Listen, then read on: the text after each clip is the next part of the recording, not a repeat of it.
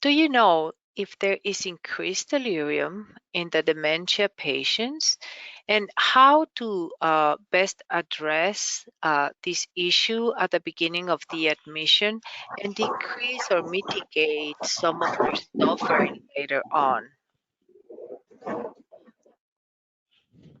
The patient's baseline is very important, depending on where they're coming from. If they're coming from home and living with a family member, trying to ask those questions. If they're coming from a nursing home or an assisted living, trying to get some information on how the patient is at baseline.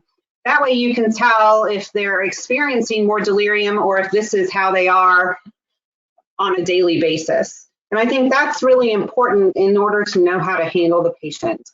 The other aspect is, making sure we're not giving them medications that are going to exacerbate their condition. Now, while we're giving steroids for a limited amount of time for 10 days in these patients, making sure that they only get that amount of therapy, because it may exacerbate the delirium in patients with dementia.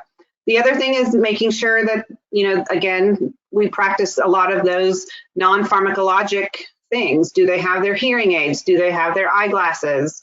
Are there things that they have, do they sleep with a teddy bear at night? Things of that nature, to make sure that they're comfortable where they are. They're in a strange place.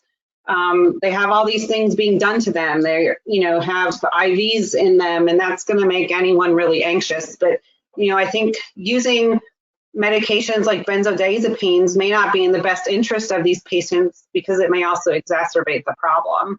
So really, really thinking about, are we continuing them on their home medications?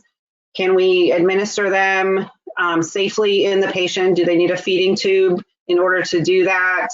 And then trying to, make sure, if possible, they could speak with a family member on the phone or FaceTime or even through a window, as we were doing initially, just to make sure that, they're still in a place of comfort instead of being in a strange place where they don't know anyone that could be exacerbating the problem.